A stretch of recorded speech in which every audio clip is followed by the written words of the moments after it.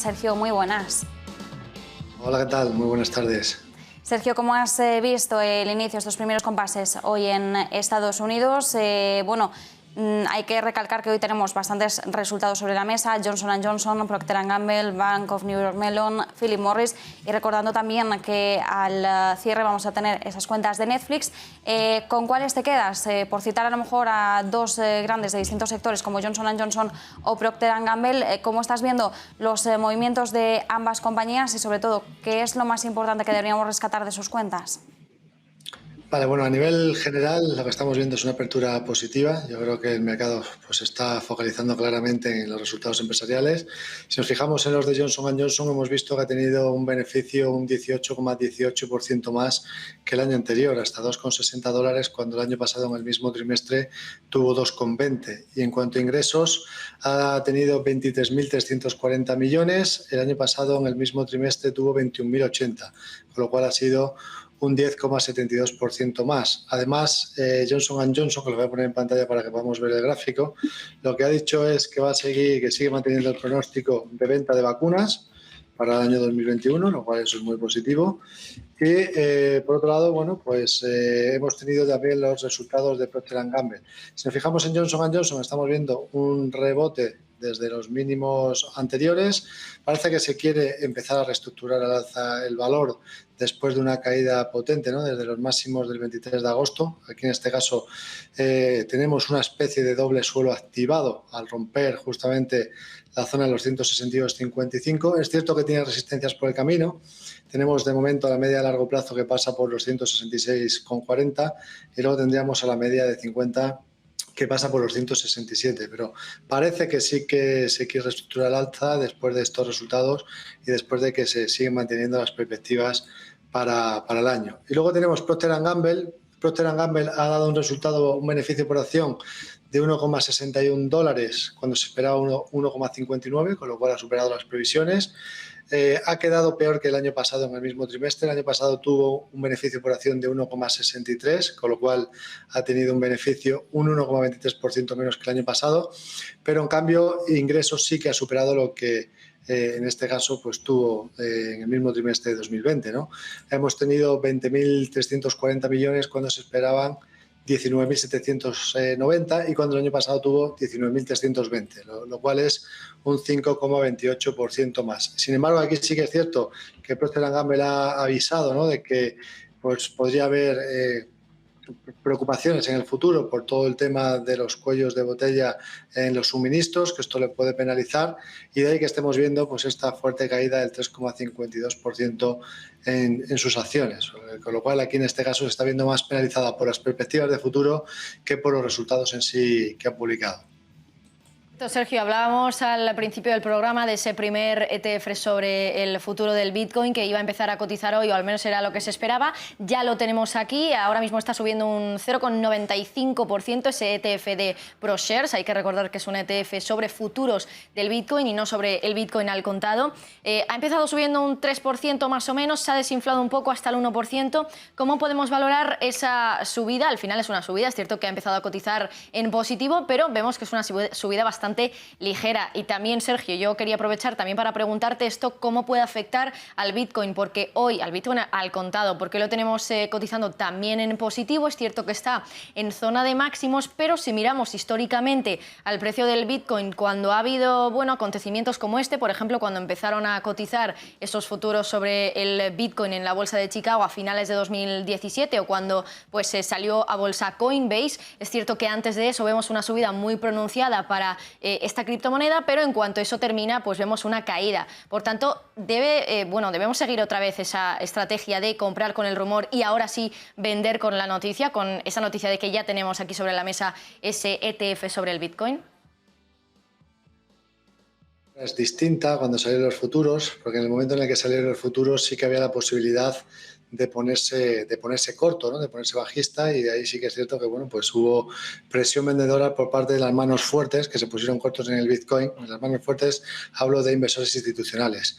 Sí que es cierto que con el paso del tiempo cada vez son más los inversores institucionales los que están empezando a ver valor en la criptomoneda, en el Bitcoin, ¿no? Y de ahí, bueno, pues que ahora se genere un ETF que replique los futuros, pero en este caso, pues un ETF que va a ir al alza, ¿no? Pues lo que puede hacer es que entre bastante más dinero dentro de lo que son los futuros de Bitcoin, los futuros de criptomonedas, y que eso pueda ser positivo en el medio y largo plazo. En el corto plazo, pues bueno, es cierto que tenemos una sobrecompra importante, ¿no? Porque ha subido mucho, llevamos una subida desde la última corrección. Hablo del Bitcoin de contado, porque al final, si en este caso el ETF pues va a replicar los futuros, pues los futuros replican lo que hace el propio Bitcoin, ¿no? Por lo tanto, en base a lo que haga el Bitcoin, pues tendremos la idea de lo que puede hacer el ETF. Llevamos casi un 60% de subida desde los mínimos de septiembre y bueno, pues es evidente que puede haber cierta sobrecompra acumulada, justamente además viendo que estamos cerca de los máximos anteriores, ¿no? De los 64.900, que fue el máximo anterior generado el 14 de abril. Sin embargo, yo creo que la tendencia sigue siendo muy fuerte, sigue siendo alcista. Aquí no hay ahora nada que nos indique que en el corto plazo pues pueda haber algo de debilidad.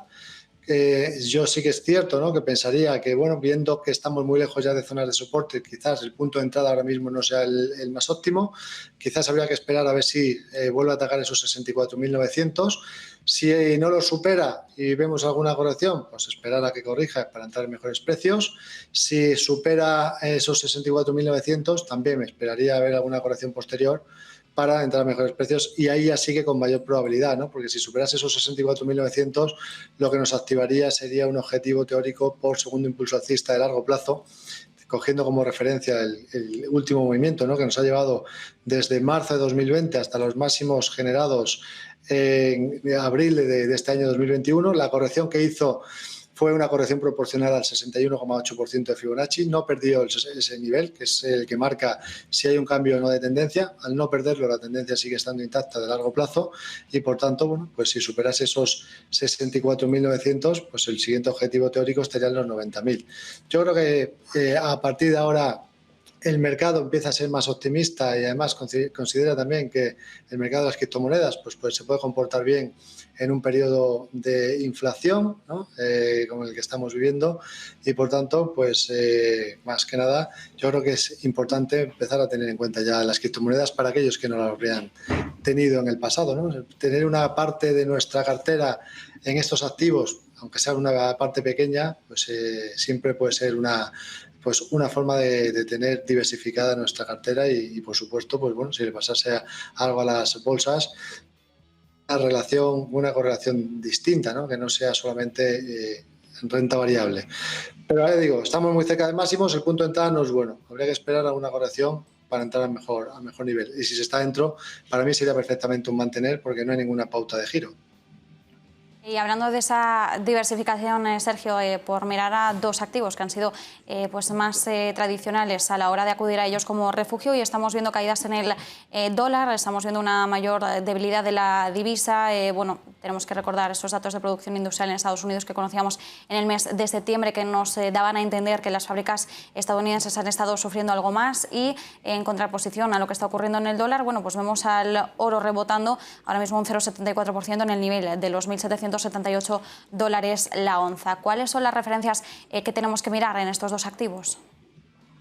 Bien, yo en este caso me fijo en el índice del dólar norteamericano contra una canasta de 6 divisas principales, ¿no? Y bueno, la tendencia del dólar es alcista. Es cierto que hemos llegado a una zona de resistencia relevante.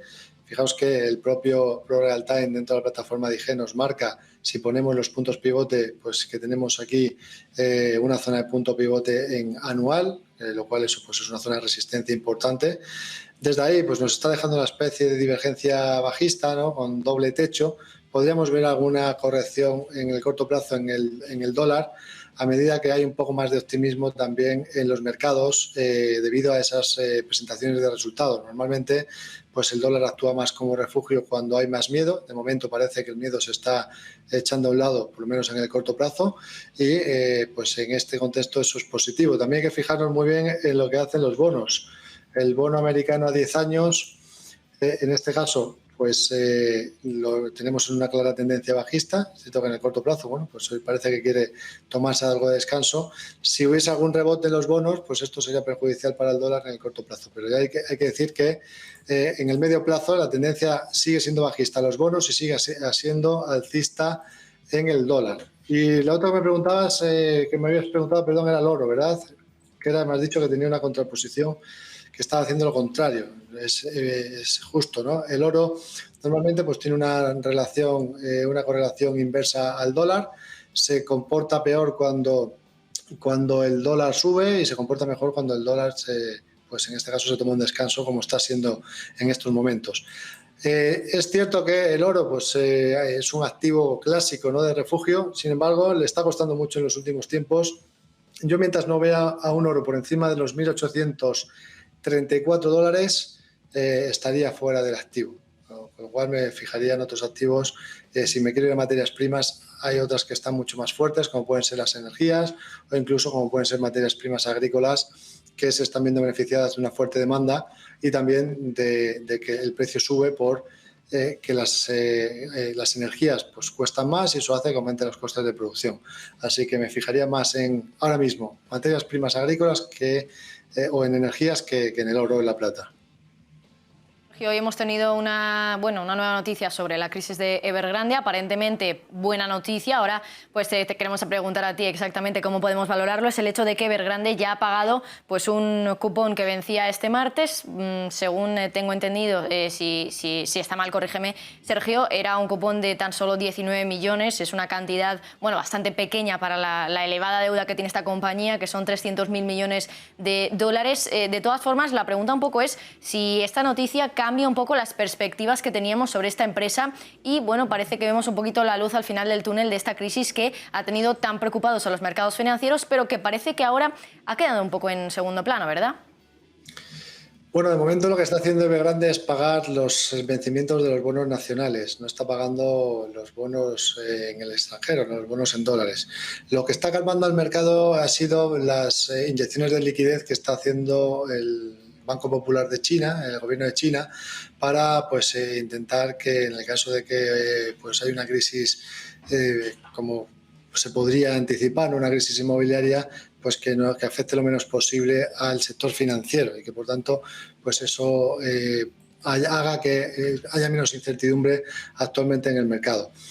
Lo podemos fijar, si nos vamos al índice de China 50, estamos viendo cómo parece que está intentando hacer suelo, gracias a pues esas medidas del Banco Central, del Banco Popular de China, que pues en principio está calmando esas incertidumbres iniciales que podría causar, ¿no?, el hecho de que pues se generase una crisis inmobiliaria en el país.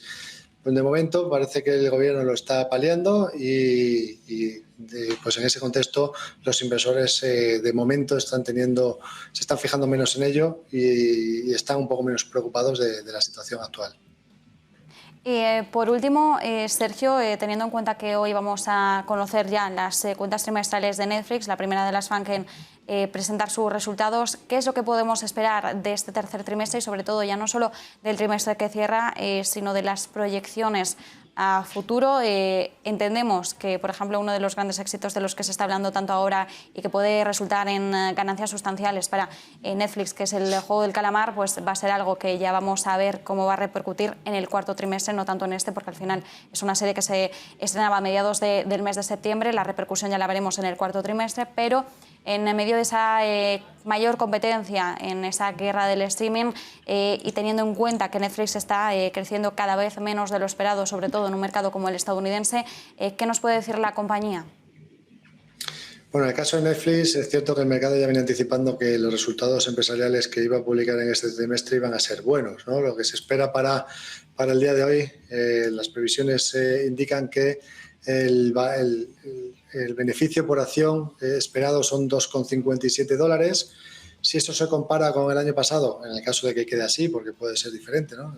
Luego podría ser mayor o menor, pero en el caso de que quedase así, estaremos hablando de un 47,70% más de lo que obtuvo en el mismo trimestre del año pasado.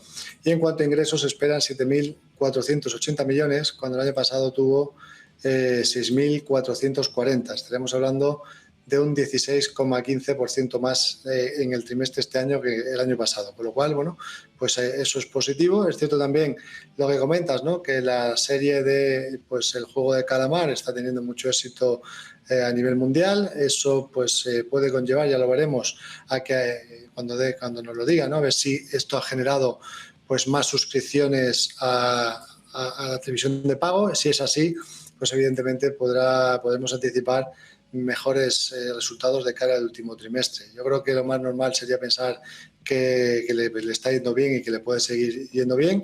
Y a nivel técnico, pues bueno, tenemos un objetivo teórico activado por ruptura de un rango lateral que nos marca un objetivo hacia la zona de los $691.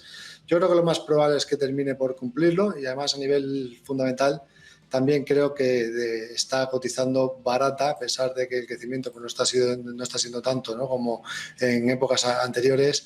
Es cierto que a nivel de descuentos de flujos de caja todavía estaría cotizando por debajo de su valor teórico intrínseco. Así que, desde mi punto de vista, el valor está en una tendencia alcista, en tendencia positiva. Es cierto que bueno, pues una primera resistencia la tenemos en los 646,97. Puede ser que después de los resultados pues se tome un descanso en la subida porque haya cierta sobrecompra acumulada, pero lo más normal sería que tras ese descanso, si es que se lo toma, pues al final acabe cumpliendo el objetivo de los 691,50. Así que yo soy positivo todavía en Netflix. Nos mantenemos, por tanto, positivos en Netflix a la espera de las cuentas que mañana ya sí va a cotizar el mercado. Muchísimas gracias, como siempre, Sergio Ávila, desde IG. Muchísimas gracias, un placer como siempre. Hasta pronto.